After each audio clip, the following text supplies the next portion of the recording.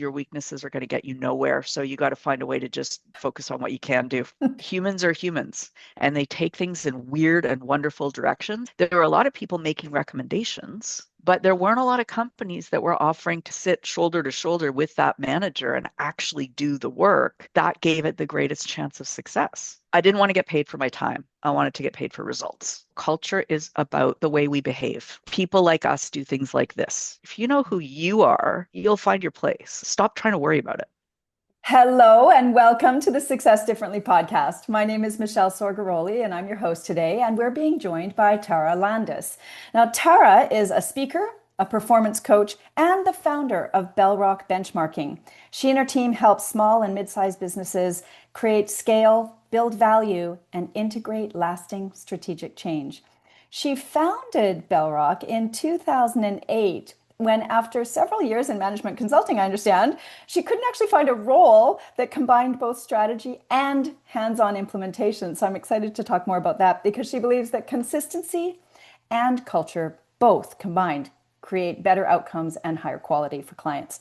Tara's also a volunteer mentor to emerging female entrepreneurs, and she serves on the board of the Center Bay Yacht Station. So not surprisingly, when she's not helping clients, she's probably found on a boat somewhere in the Gulf Islands of Vancouver, and she's typically found fishing and maybe reading a book. In today's episode, we are going to dive into Tara's backstory and discover a little bit more about how she became such a passionate entrepreneur. So, Tara, welcome. I'm so excited about today's conversation. You've got such a great story. I'm looking forward to finding out more. Well, thank you so much for having me. I'm excited to tell you more. Yeah, it's going to be a good one. So, knowing a little bit about your history and looking sort of way back as we go into your Mhm. backstory, I noticed you did. I'm curious about this journey because I noticed you did your degree in political science. I Then did. you got a sales job, it looks like, for a little bit, and then you were in marketing for a little bit, and then you did your MBA, and now we find you in strategy and implementation. So, hmm how did political science sort of move you into? Tell us more about that journey. Yeah, I mean, it's a great question. So, why did I study political science? Because that was the grade of the class that I got the highest. I've never, I've, I, I really have That's fallen funny. into a lot of things, and there's been a lot of luck Uh, on my side. So, yeah. I really enjoyed my time at university. I did okay, but when I graduated from my undergrad, the economy was pretty bad, Yeah. and poli sci isn't exactly a profession that you're Hmm. taking. I wasn't an engineer, wasn't a Right. lawyer, so I had to find a job. And actually, what's not on my LinkedIn profile is my first real job, my first professional job that I got from reading want ads in something called a newspaper. You might have heard of these things, Way back when. and circling them and phoning people. And my job was selling pest control door to door on the downtown east side of Vancouver. Oh my goodness. And because that's the job I could get. Yeah. And I would go and I bought like a little suit that I had, like my first, because it was a real job. And I would go down to Main and Hastings and I would start walking a grid and go door to door and knock and go into these like SROs, and there'd be people everywhere. And I thought I had this really great territory Hmm. because they had lots of rats and rodents and roaches and things like that. But I learned a really important lesson is that the need isn't enough. They also have to be able Mm. to pay for the service. Right. So I entertained a lot of people on the downtown east side Mm. walking in going, I have my flashlight here. Can I do a free inspection for rats and roaches? And they would say, Of absolutely. course. And Yeah. then I would entertain them by finding the rats and roaches and screaming and running for the door. And then, of course, nobody bought anything. So that was actually my first job. Interesting. Then I Hmm. got saved by actually a family friend who I really wanted to just do Oh. it on my own, but this was just it, I didn't like it. So I got a job at a computer and computer products distributor who were actually the first large scale implementation of SAP software in the world. Oh, wow. And it was a multi-billion dollar company, and I was hired with my poli sci degree to answer the phone and say, I'm sorry, we can't help you. Here are the phone numbers for our competitors, because the SAP implementation had gone so poorly that they were down, their systems were down for about 3 months. Oh my gosh. And so they had to hire people to answer the phone and tell their customers to go away. So I did that, and I had a Hmm. quota. I had a phone quota of 100 calls a day that I had to answer. And I am nothing if not good at holding to a minimum standard. So I would answer 102 calls a day. And when the software all came back on and it was finally working, they asked me to stay. I was the only one that got hired on because I consistently overachieved on my goals of answering the phone and saying, go away. Seems like strange criteria to hire a salesperson, but there you have it. Interesting benchmarking I'm hearing there.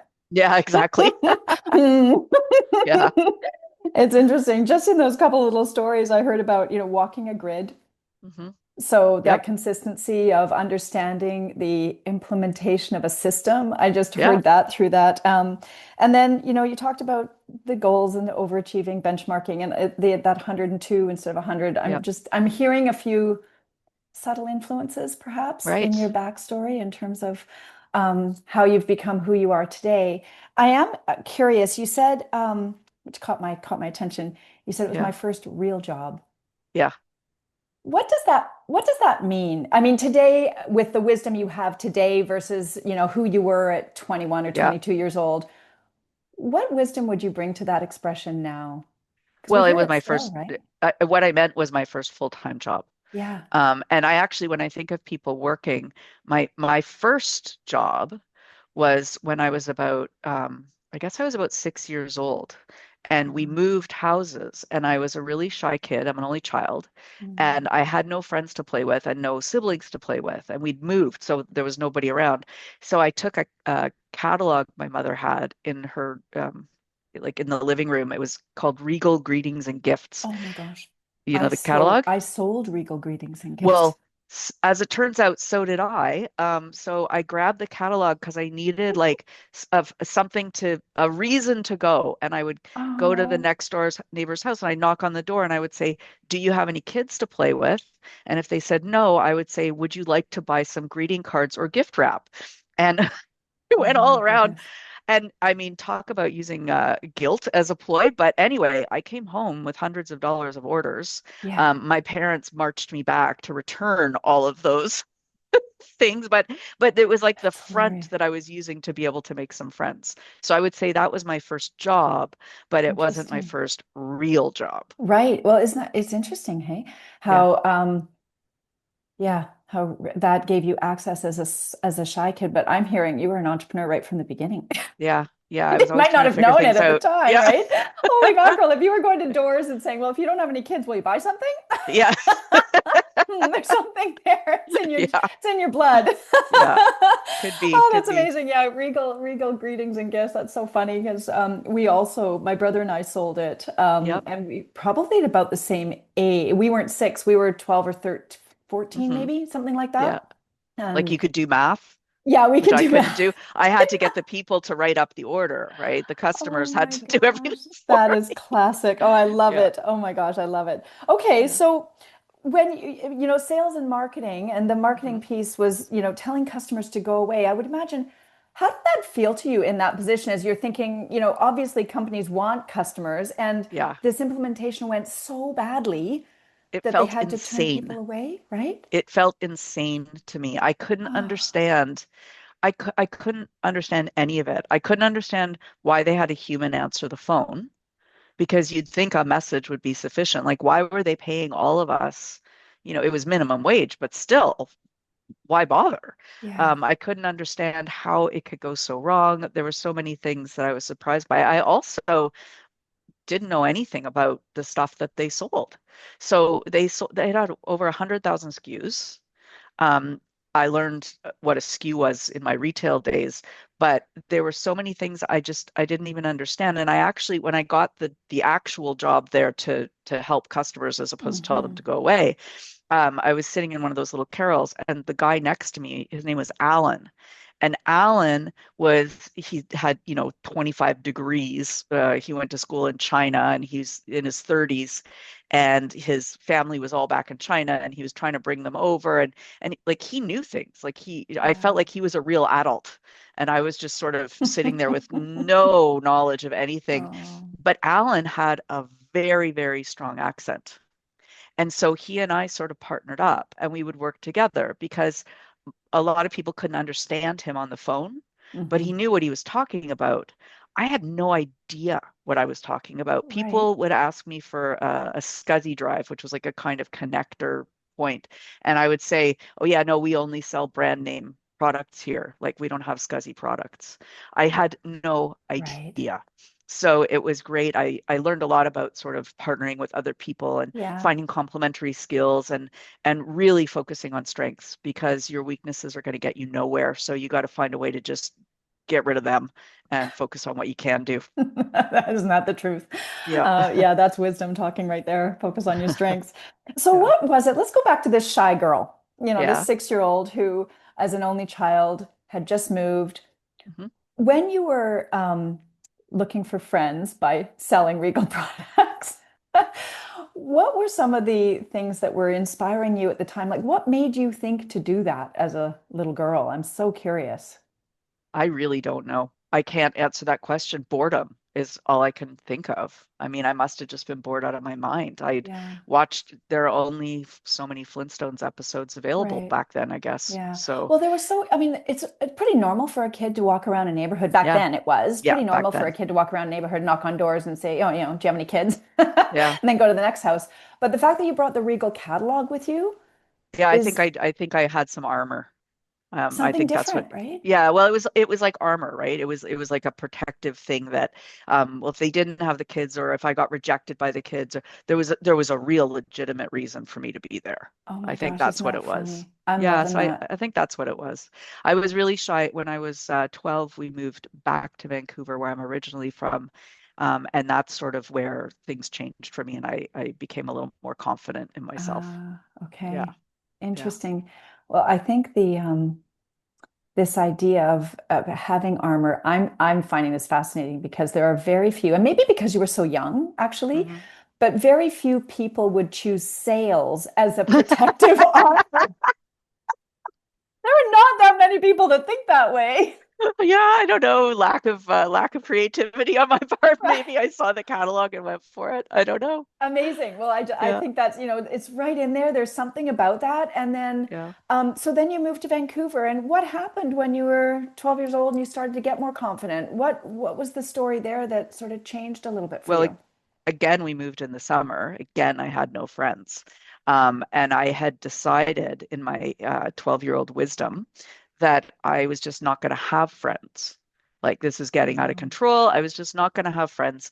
I had my friends back in Toronto where I had lived before, and when I was 18, I'd be able to go away to university, and so I'd just hold out till then. oh my goodness. And that I really did believe that. I mean, I Yeah. thought that's what I was going to do. Mm. But when I went to my first day of school, which talk about revealing too much possibly, but it was also the first time I ever got my period that Oh day my at my gosh. first day of school where I didn't know anybody.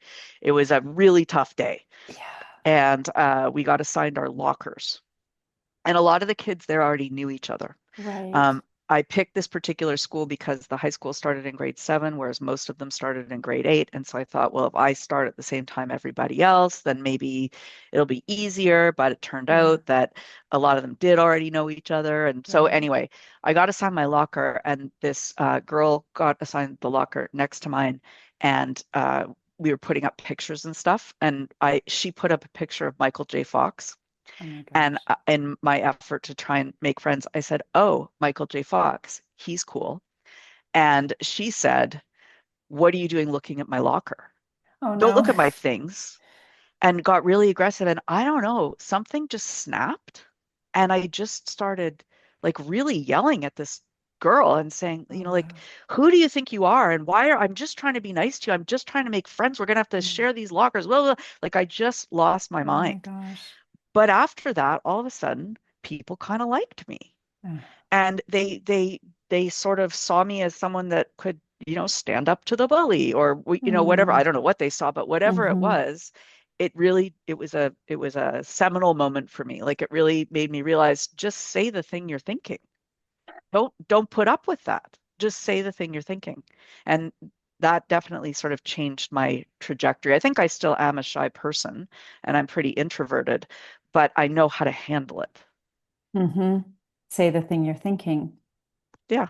Yeah, and that certainly would be a pivotal moment, especially at Yeah. that early age, Yeah. you Especially know? on that particular day. It was just Holy a tough mackerel. day. Yeah. Well, Yeah. it's often the case, isn't it? I think sometimes Right. those tough days bring out that part of us that does have the learning moment inside it, waiting to be birthed, Yeah. so to speak, Yeah. Exactly. Yeah, where we snap and the filters come off, Yeah. right? The filters Right. just And when stop. and when you're genuine, I think you make a lot of progress. Nicely said. When you're genuine, you make a lot of progress. So you've gone through high school, you Yeah. studied your political science, you've done your sales, you've done your marketing job, and then what happened after the marketing position where you're telling all these customers to go away because Well, I they told them couldn't to do go away. Then I was selling them stuff. The company was clearly on its last legs. They were doing some pretty nutty things when it came to sales quotas and things like it? that. I always knew that it wasn't my fate to sit in one of those little carols and sell computers and computer products. That wasn't going to be the end state. But I Yeah. had no idea what it was, but that wasn't it. And so I had decided, as many people do, I had a poli-sci degree. Next step is law school. So I wrote the LSAT, which I did very well, and started looking at applying to law schools. And for the first time that I knew of, I met a lawyer. I hadn't met one before. And this person said to me, well, if you want to work 80 hours a week for 40 grand a year, it sounds like you're on the right path. And so this was the only feedback I had about that career. And I thought, well, no, I don't really want to do that. That sounds awful. I can do that at 35 hours a week. Why would I do that? Mhm. So I did an MBA instead. Oh my gosh. So what was inspiring you to take the continued education at that point? I really enjoy school. I always have. I love learning. I'm good at it. I mean, honestly, it's a great place to hide out when you don't know what you want to do. Yeah. It's legitimate not working time. Yeah, legitimate not working exactly. Okay, Yeah, so you're in the MBA, and up until now, poli sci, you'd thought about law, you yeah, had some experience around, as we talked about, needs and ability, walking a grid, some hmm systems. You'd had the experience in business of telling customers to go away and then selling to customers and having a business, noticing a business is on its last leg. Some yeah. experience with benchmarking, as we talked about. hmm Um, so what happened in the MBA? How did you go from all of that hmm to this? I sense there was already an underbelly and maybe an unknowing, or maybe it was conscious, this interest in strategy and implementation, because I'm hearing that a little bit in the threads. Yeah. Was that obvious to you when you started your MBA? No, I really was there to hide out, and I got into a pretty good school. There were some very impressive people in my class. So Mm, I think I was like the third youngest person in the class. And my experience was, as I said, telephone sales. I mean, these people right. were like vice presidents at banks and things like that. Yeah. So, but once again, I sort of leaned into that. Well, I am who I am. I'm not going to try and pretend I'm something I'm not. I'm not those people. Um, but I'm pretty good at a few things. And so I just really focused on the learning. I really, really liked being there. Everything was new to me. Like, I was Mm-hmm. learning all the subjects. Mm-hmm. It wasn't like I came in with one subject area of Mm, expertise. I got really involved. I ran the high tech and new media club. I ran the wine tasting club. And I went and taught business in the former Soviet Union, which was a student-run project. So I got to do all sorts of really fun, cool things. But eventually, you do have to get a job. Like, you're not allowed to hide out forever unless you want to be an lecturer, which I didn't. So I applied for lots of jobs, and I knew from my experience previously, the one thing I knew for sure is that I didn't want to work for a big, huge company, because I had just seen what that felt like to have no power, just to have no power at all, and just have to do what they say. It doesn't. stylistically, it doesn't work with me. I push against that too hard. And my poor manager who had me back then, like, I just feel so sorry for that man. I made his life hell, asking questions that he could never have had answers to, Mm-hmm. and sort of taking out on him the frustration with the higher level people. Mm-hmm. Anyway, so I knew I wanted to be in small business, and I found this company that did small business consulting, and they were recruiting on campus. And I thought, well, I don't really want to be a consultant necessarily, but if I do this job, I'll get to see lots of small businesses, I'll get to see lots of jobs. Maybe Mm-hmm. I'll figure out what I want to do when I grow up. So that's how it happened. I sort of fell into it. And what I found out is I really liked that work. I really Mm-hmm. liked going in and knowing what they needed. What they needed was stuff that I knew how to do. They Mm-hmm. knew how to do a lot of things that I didn't know how to do, but I knew Mm-hmm. these few things that they really needed. And I was pretty good at persuading people to give it a shot. And if they would give it a shot, then it usually worked. Mm-hmm. And that gets a bit addictive. And the other thing I really liked was leaving. So I liked going in and helping them and getting the systems in place and getting it to sort of that passing level, answering the 102 calls. I had no desire to answer 105 calls, but I knew 102 was good enough. And I was kind of doing the same thing in consulting. I was getting them to 102 because they were way better suited to take it to 200 than Right. I ever would be. Mm-hmm. They just needed the infrastructure. Mm-hmm. And so I loved that. And I loved my favorite part of my job, even today, is going back a year later and seeing how much more they've done and in ways that I wouldn't have anticipated. And I feel like after doing this for 25 years, I should be able to anticipate these things. But Right. humans are humans, and they take things in weird and wonderful directions. And so that is like far and away my favorite Isn't part. that the truth? Yeah, I can hear Yeah. that. It's showing up in your eyes, and Yeah. you lit up like a firecracker as you're talking about that. Yeah. Yeah, give it. I love that where you said give it a shot and get Yeah. started. That Yeah. sounds so consistent with you. Yeah. As we've talked about your story, oh, give it a shot, see what happens. Yeah. Let's just get started and try. Yeah. The other thing that's been a really common theme that you've talked about is, you said it earlier, I am who I am. I'm not going Hmm. to pretend, leaning into your strengths and discovering accidentally, but nonetheless discovering that you loved the work. You Yeah. loved that work. And just really leaning into that, I Hmm. think is an important piece. The fact that I want to lean back into this when you said there's no power in larger companies. For you, what does that mean for you specifically when you say no power? It's a really good question. And at the time, what it meant was that, was no access. That's what it meant. Okay. Just no access to anyone who was making a real decision. But today, I find I'm a very impatient person. I know this about myself. Mm. And so it takes a lot of patience to be persuasive in a large, diverse group of people. And I'm not built that way. So I think that's what when I talk about power now, it's like I know how to do it, but I don't want to. I could, but I don't really want to. Hmm. Um, when I was in MBA, my study group always said, you should be on the dean's list. Why aren't you, why don't you, like, you could do it, you're smart enough. And I was like, yeah, but then I wouldn't get to do all the other things that I like to do here. Hmm. I could, but I don't really want to.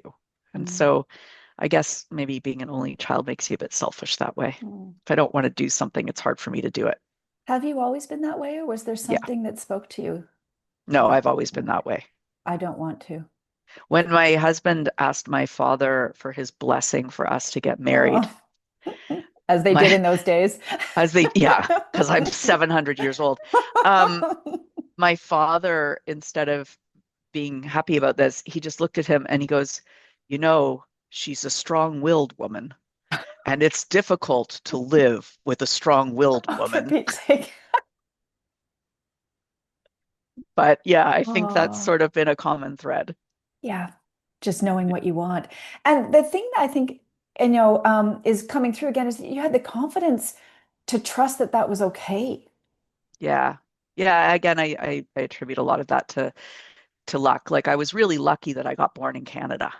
Mm, I was really lucky that I got the parents that I got. I certainly didn't do anything to accomplish those things, hmm. but but I got set off on a really great trajectory that was just not of my doing and gave Yeah. me the strength to be able to do those things. Well, so much aligned with you, as you said, with who you are, Hmm.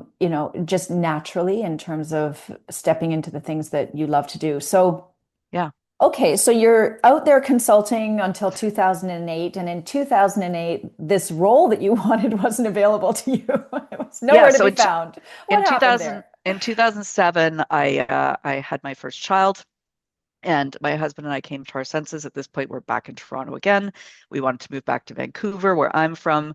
Whenever we came out here to visit my parents, we'd be like sailing or skiing or whatever. And my husband was like, "This place is heaven. Why don't we live there?" And I said, "Well, when you actually live there, you have to do things like work and laundry and that kind of stuff. It's not all vacation." But anyway, we picked up the team and we moved. And so we made that decision in 2007.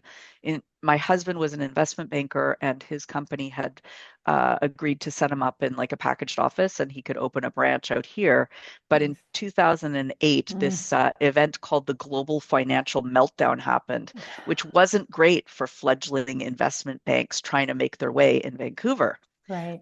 So he was Mm, out of a job and somebody had to work. And so I started looking for work and looking for what I wanted to do. And as I said, or as you said, I just couldn't find anybody who was doing that deep implementation work to hire me. I mm. couldn't find, there were a lot of people making recommendations and creating Interesting. slide Hmm. decks and telling people what to do.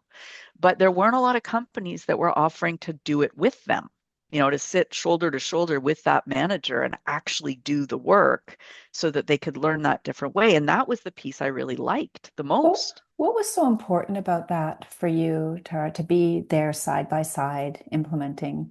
because from my perspective, that gave it the greatest chance of success. Like there are all these things that can get in the way of a system, of change Hmm. management and a system getting put in place. The most efficient way, from my perspective, was for me to babysit it until it worked. Hmm. Now, I'm not saying that that's the best way, not Hmm. saying that at all, but for me, it was the best way. Hmm. And that's what I wanted to do. I wanted to sit there. I wanted to make sure things worked. I didn't Hmm. want to get paid for, I didn't want to get paid for my time. I wanted to get paid for results. that was the Right. that was the end of it. And I find it really, I'm not satisfied by being, I'm not satisfied by effort. In fact, I think a lot in the industry is wrong in terms of billing for time, because really you should want it as quickly as possible.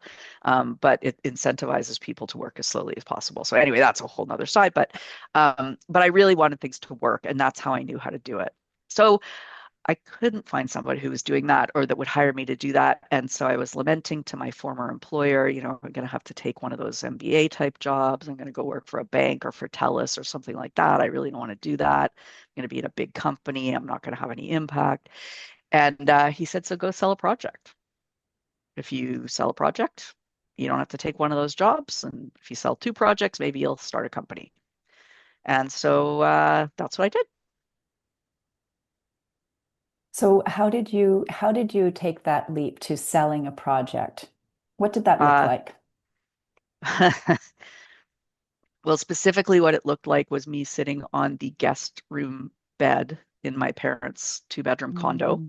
where we were living, with my kid napping at the foot of the bed, and having a list of exhibitors that were coming to trade shows in Vancouver, that I could get into for free because I didn't want to spend any money on it.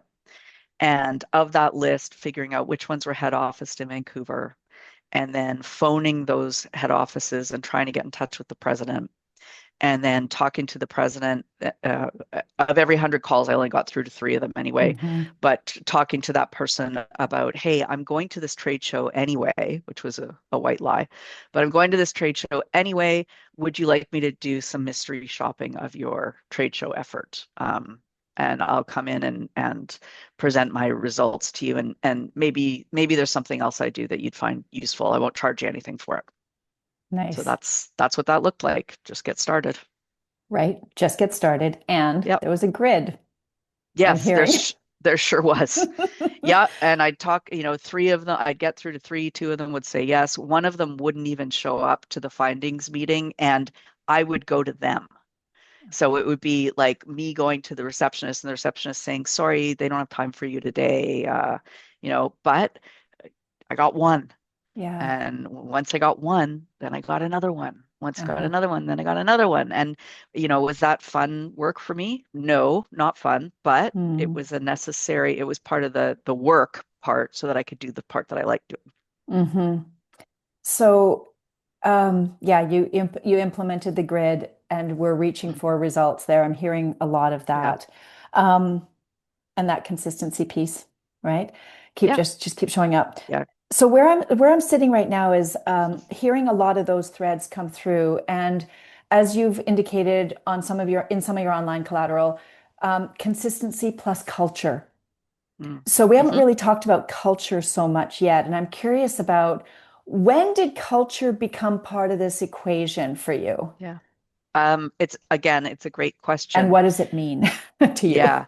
So I didn't think of it in that way before, but I can say now culture is about, for me, for the way I see it, it's about the way we behave. Like people like us do things like this. And that's Mm, what culture is. And you can really boil that down to core values. okay. If if you need to put language around it, it's core values. Core values are things that are their behaviors that are uncovered. Aspirational values are what I want to be. I want to be somebody who exercises every day, Hmm. but I couldn't tell you that that's part of my core values. Right. Um, it would be great if it was, but Hmm. it's not. But what I can tell you is I really don't ever want to get paid if the results aren't there. And Right. that is a consistent thread throughout my life. I've always been like that. And so those are, some of my core values, helping others when we can, that kind of thing. The core values of the business are very closely aligned to my own personal core values because I started Yeah. the business. Hmm. And so there are certain things that like I won't compromise on. As long as I'm in charge, we won't compromise on those things. Hmm. And that's what creates culture, I think, Hmm. is Right. behaving in a certain way. And when people don't behave in that way, it's like a fireable offense. Hmm. And it's not because Hmm. you don't like them. Hmm. You might like them a lot. And it's not like they stole something. It's just not the right fit. And so it's going to Hmm. dilute the culture. Hmm. Absolutely. So interesting. People like us do things like this, as and you're saying core values are exhibited Mhm. through behavior. They're not something Yes, we want to be or aspire to be or become, but they're already expressed, which is often, I exactly. think, certainly in my experience anyway, very often misunderstood Hmm. what a core value is. It's almost like you get to pick it off a tree and say, "Oh, I like this one. I'm going to do that." Yeah, We see that a yeah. lot.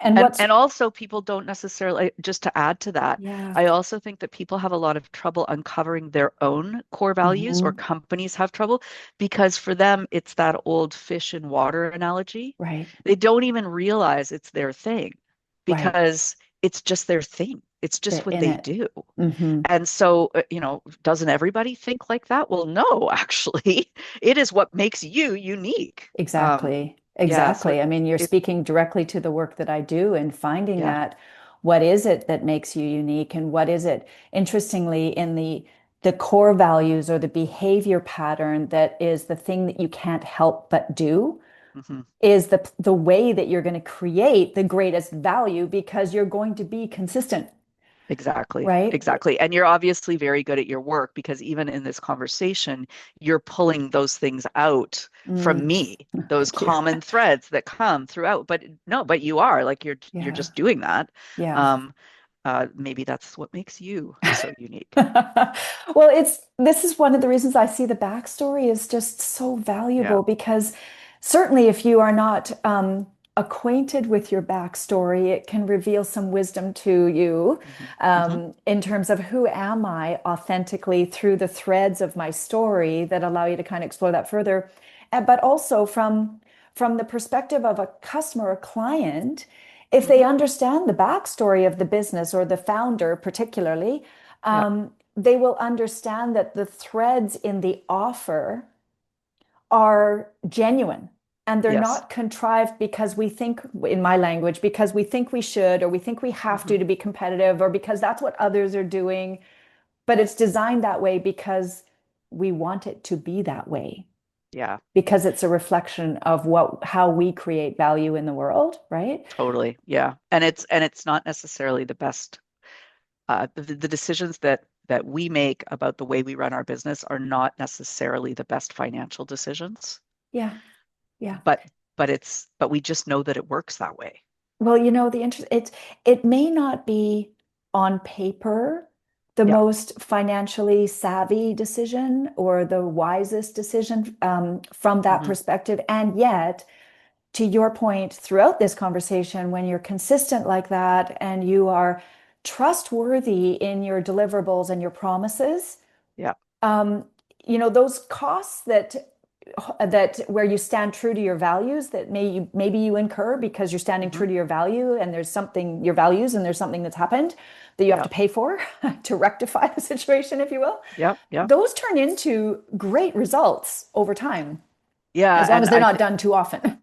yeah, I also think that another thread that sort of goes through my history and my backstory is I've always really liked to write and to tell Mm. stories. I've Mhm. always liked to do that from a very young age.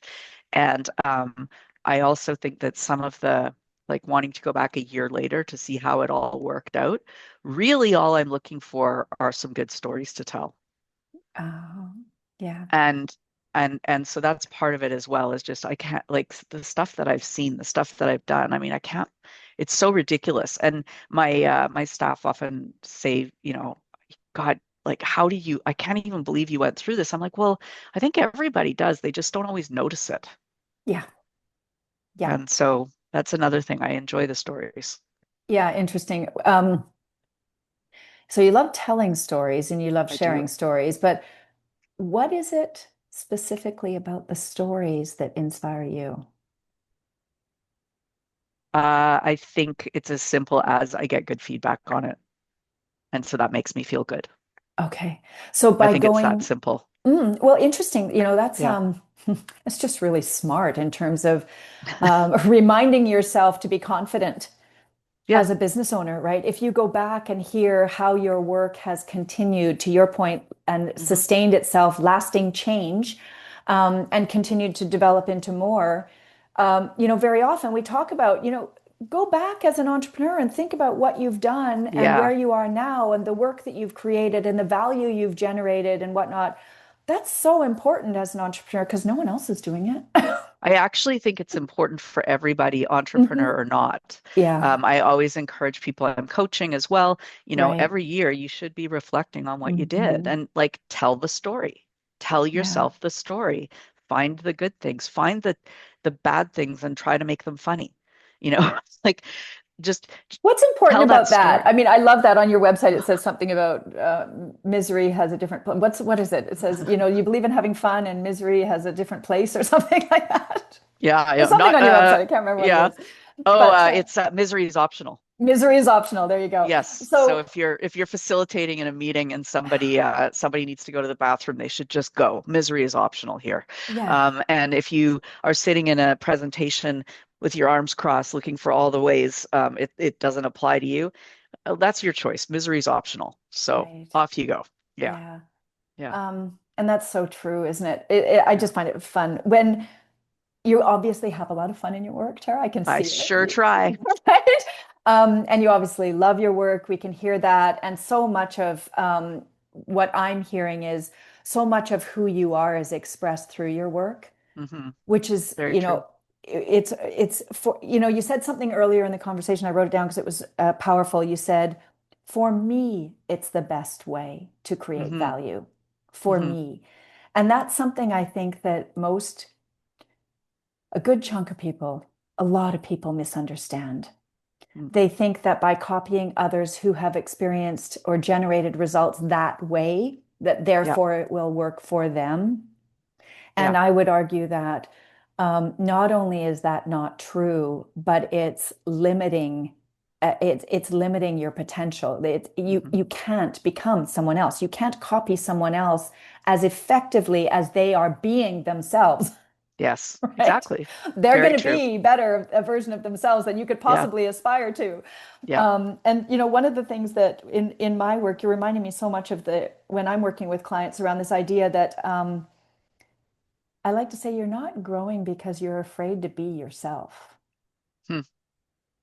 Yeah. You're not growing because you're not calling out who you are and you're not Yeah. allowing that Yeah. person to fully express.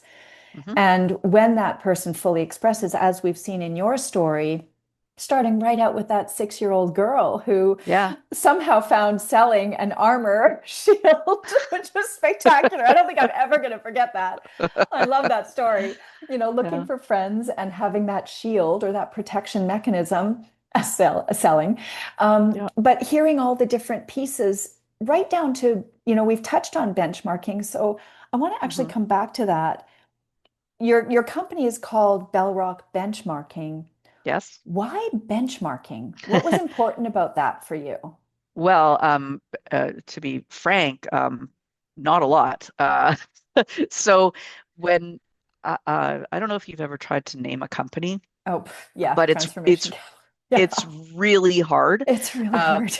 and one of the reasons I think it's so hard is because you come up with a great name, and there's some middle manager somewhere who got packaged out and decided that they were going to be a consultant.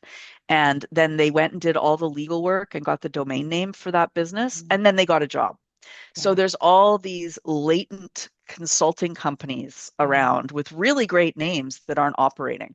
right. And so Bellrock itself, I hit upon that name. The Bellrock Lighthouse is a sea-washed lighthouse off the coast of Scotland. And it was built by masons in the 1800s, and it's standing on its original foundation. So I really loved all the imagery around that and the ideas of that, and the light and saving the sailors and beckoning them home. And I grew up on a boat, and I loved all Oh, that. But then you needed a qualifier around it. right. You needed another word. And when I was doing that mystery shopping for trade shows, I called it mystery benchmarking. So we were benchmarking their effort against, not against other people's efforts, but against best practice. And that's what we do actually at Bellrock is we go in and we take a look at the systems and processes that the organization has in place, not compared to what their competitors do, but Hmm. compared to what best practice is. Hmm. So it can be anything from, do you have job descriptions and are they constructed appropriately and do they get updated on a regular basis and are people actually familiar with what their job description is? And Hmm. so there's like all these degrees that you can get to with each of these best practices, but the best practices are actually pretty simple.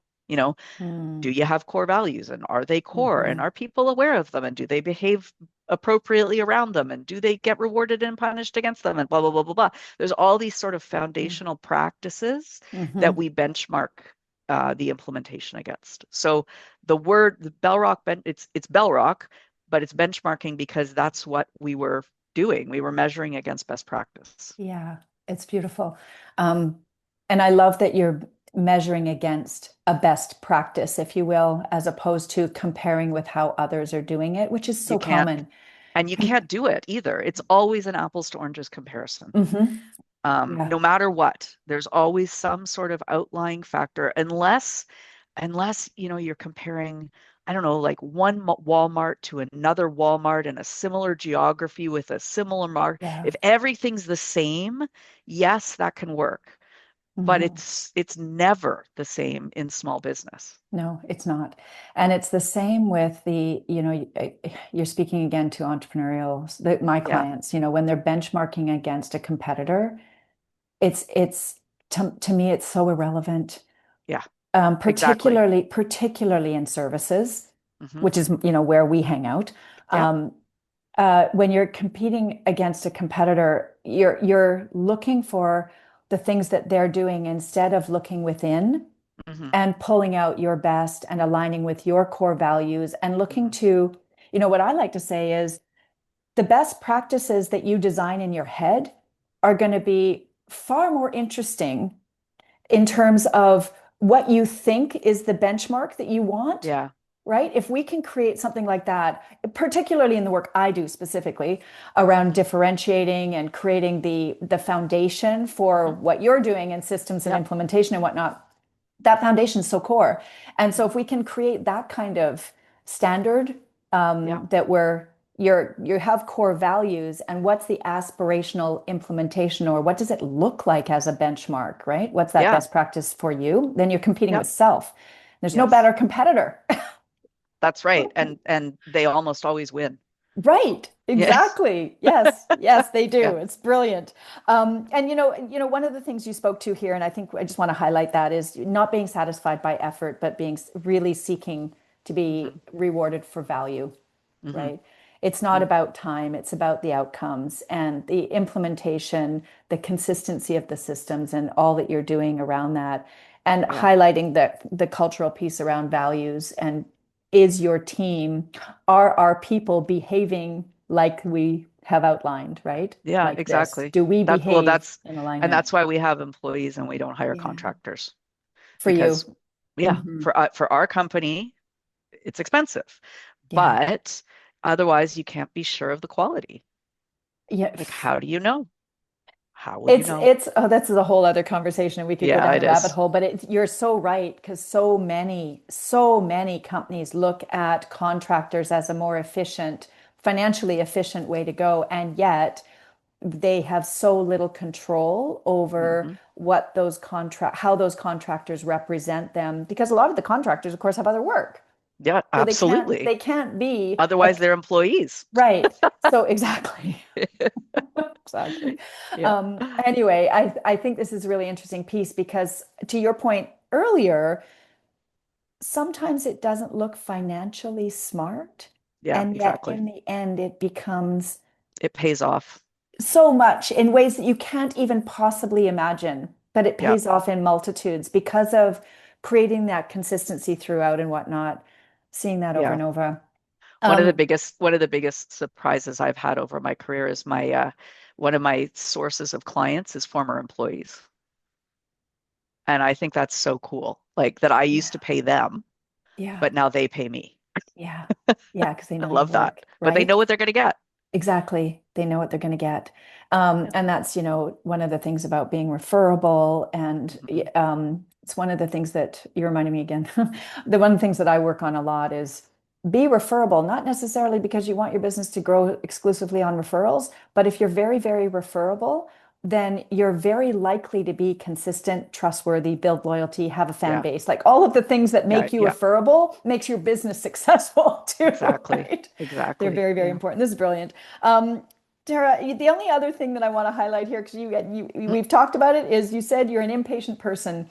Mm-hmm. Um, and I just want to honor that, understanding that impatience and the importance of your desire for influential value that Mm-hmm. creates sustainable change.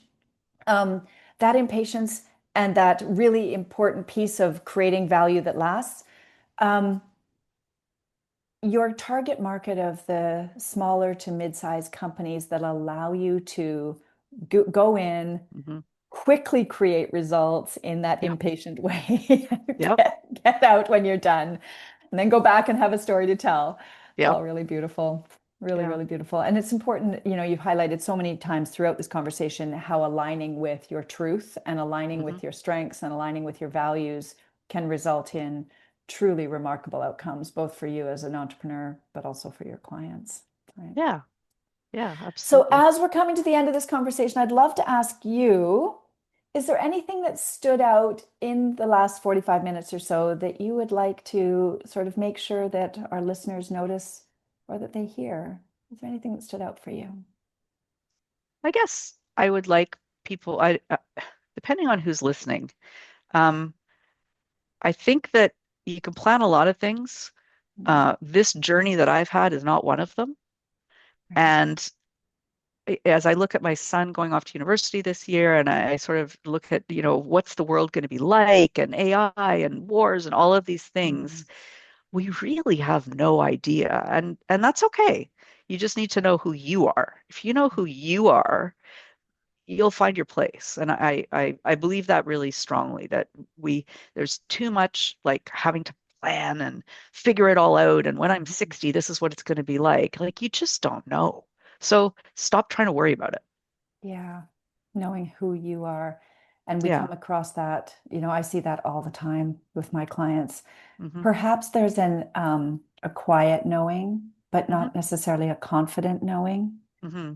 And there's a difference between maybe that's who I am, but I haven't really owned that yet. Yeah. Um, so really, really solid wisdom, I think, as we understand who we are, we're much better equipped to move forward in alignment with our values and our desire for creating value for others. Yes. It's really, really Yeah. powerful. Amazing. So, Tara, for those who would like to work with Bellrock to implement and create some Mhm. lasting change in their organization, where might they be able to find you? Well, they should look at www.bellrock.ca. Perfect. Lots of free resources there and lots of information about what we do. And always happy to have a chat or a coffee with someone and just see if there's a fit or not. There isn't always a fit. And if not, I probably know the person that would fit. There you go. Exactly. Yeah. Perfect. And are you on LinkedIn? Is there a place where people Yeah, I'm on connect or follow LinkedIn, you? Tara Landis on LinkedIn. Yep. Amazing. We'll make sure Yeah. you have that. We share that as well. Great. Perfect. I appreciate your time today. So inspiring. And thank you for sharing your wisdom and your story with us. Well, thank you for those amazing questions. This was a lot of fun. It was a lot of Yeah. fun. Thank you, Yeah. Tara. Bye for now. Okay. Bye.